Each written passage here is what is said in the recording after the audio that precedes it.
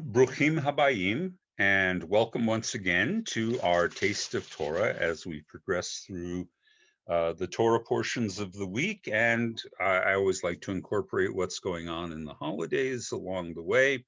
So this week, our Torah portion is going to be Tazria-Metzora. It's a double portion, as I may have explained in the past.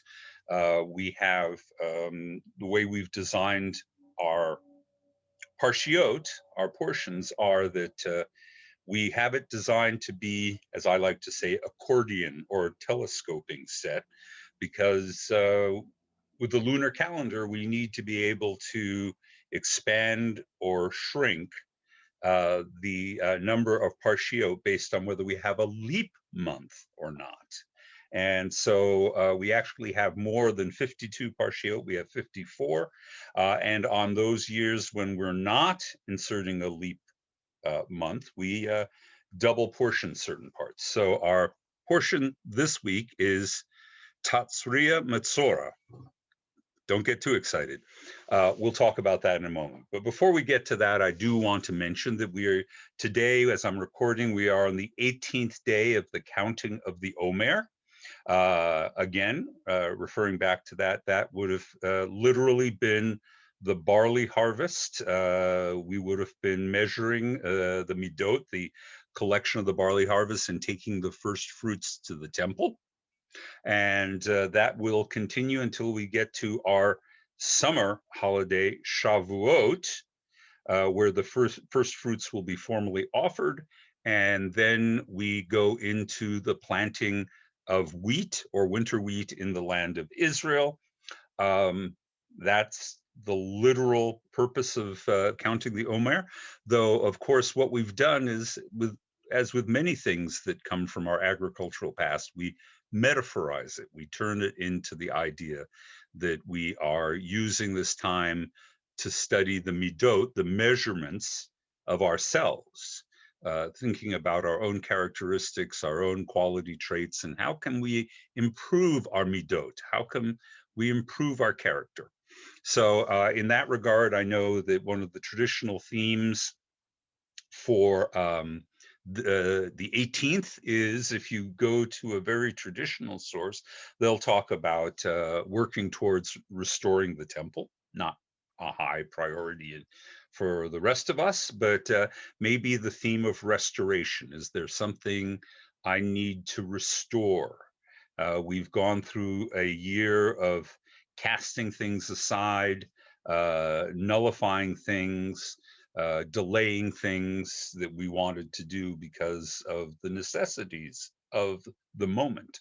Maybe it's time to start restoring things to place, relationships, communication, family projects, things like that. So that might be a topic for us to think about. But let's go back to Tazria-Metzora.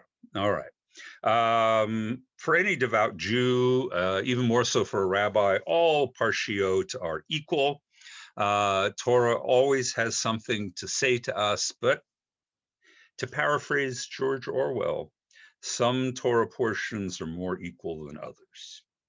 And by implication, some Torah portions are less equal than others. And such is the fate of our double portion this week, Tazria-Metzora.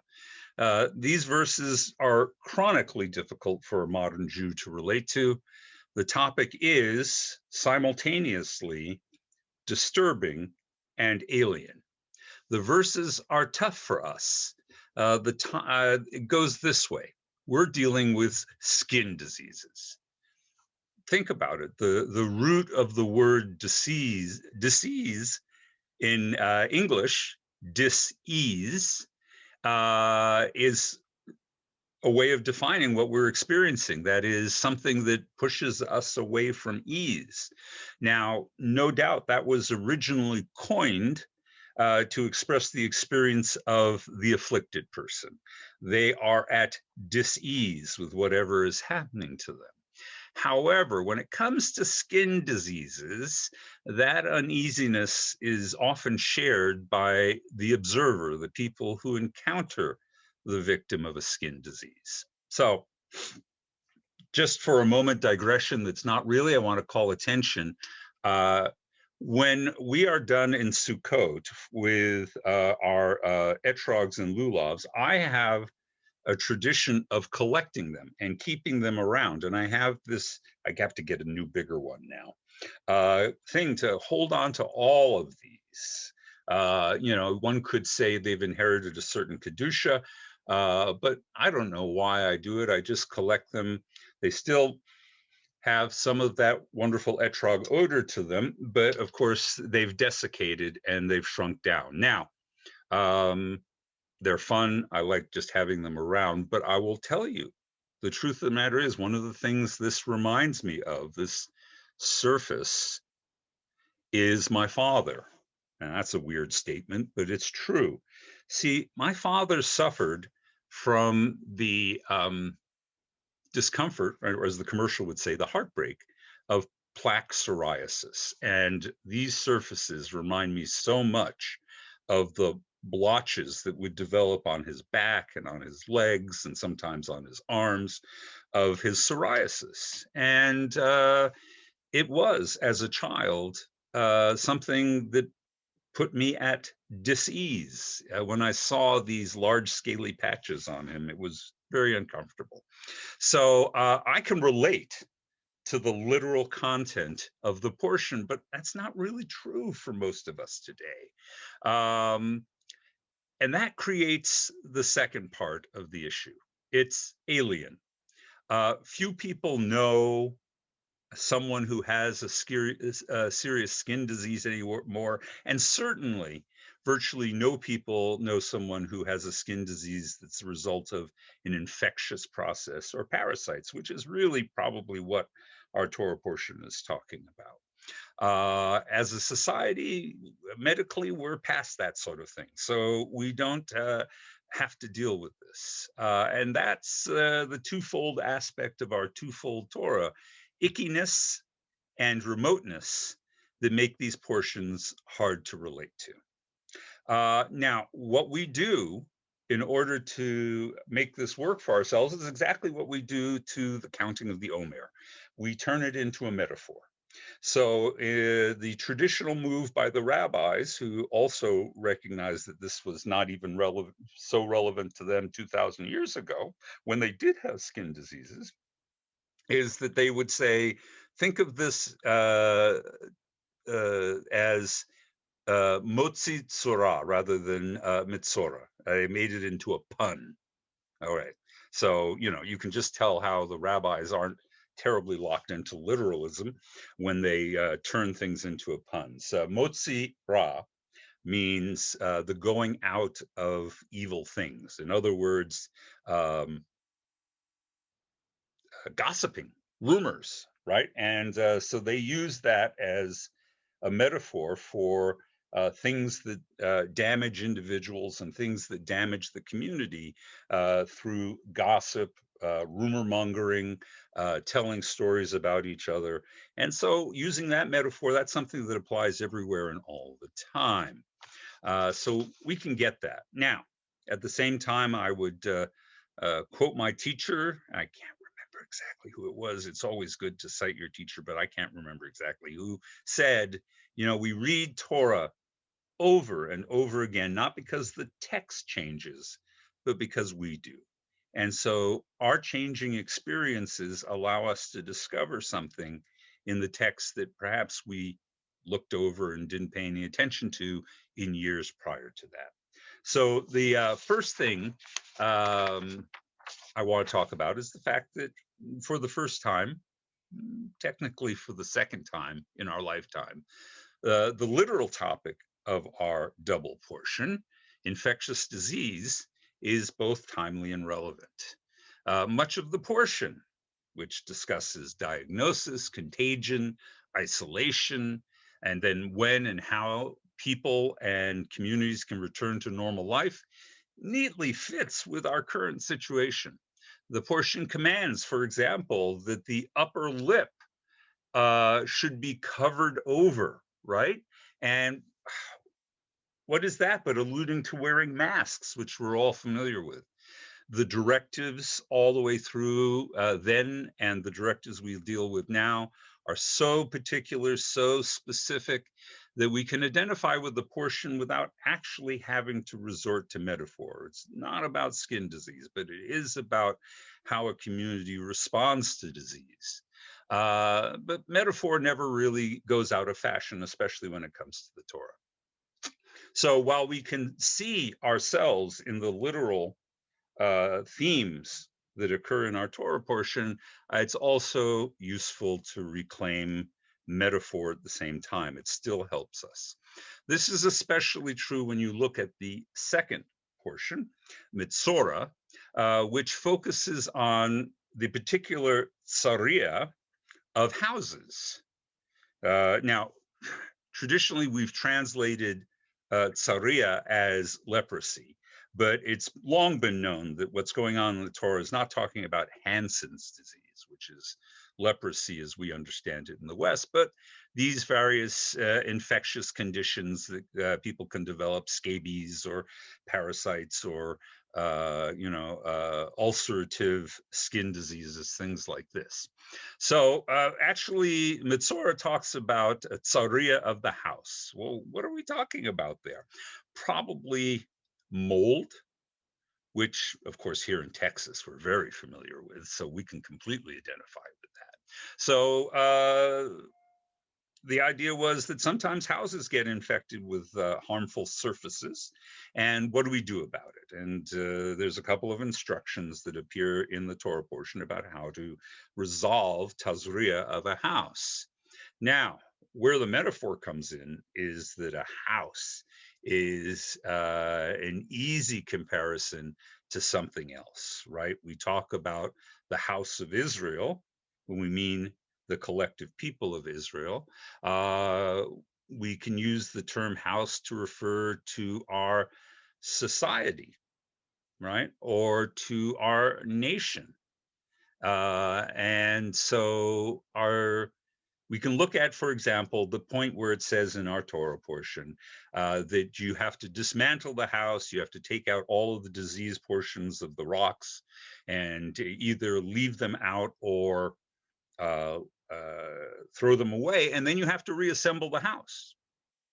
All right. And I think that's where we're at in our culture right now. As the crisis recedes, it's time for us to start to reassemble things, not merely reintegrating ourselves as individuals into society, but actually how we reintegrate our fragmented society in its entirety. We've set so much aside that restoration is going to take a lot of effort. We're talking about the economy, the reopening of the public sphere, and quite honestly, the political fractures that came with all of this. Emotionally, I think we all want to return to normal. We all want to go back, and we want this very badly. But maybe returning to the status quo ante, and I think that's Hebrew for how things were before, may not in fact be enough. We have become aware of so much we hadn't paid attention to before the crisis, before the pandemic, like the fact that most of our essential workers are often the most poorly compensated, that in a pandemic, it's bad for everyone when some people lack access to healthcare. We've discovered that our hospitals actually have very few spare beds and few medical resources. Why? Because they're organized around profitability rather than maximizing service in a crisis. So perhaps there are parts of the society that we want to change, just like the rocks we reassemble. When the tide goes out, I've said for the past year, we are confronted with who and what have been swimming naked. Those who don't have adequate resources that in normal times we don't pay any attention to. We don't see other people's struggles, but during this pandemic we have. So I do want to take an opportunity at the very end here to put in a plug for what I hope will turn out to be a kind of formal reopening of the congregation. So normally in Jewish tradition, the period of counting the Omer is also considered a period of semi-mourning because of the destruction of Jerusalem happened during the summer. That's how wars used to be fought. They're always fought in the summer.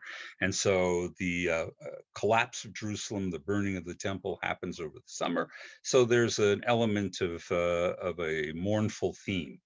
That is interrupted on Lag B'Omer, the 33rd of the days of counting the Omer, and that is turned into a day of celebration. It's a minor holiday that in past years we've done no more than simply acknowledge in passing, because it's the summer and people are scattered and it's hard to do anything formal to honor that minor holiday. However, this year,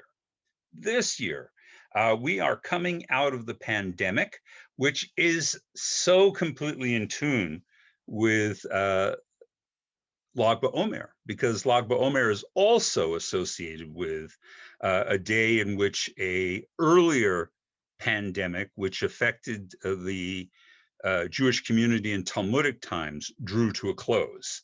So what would be more perfect than for us all to get together in Lag B'Omer?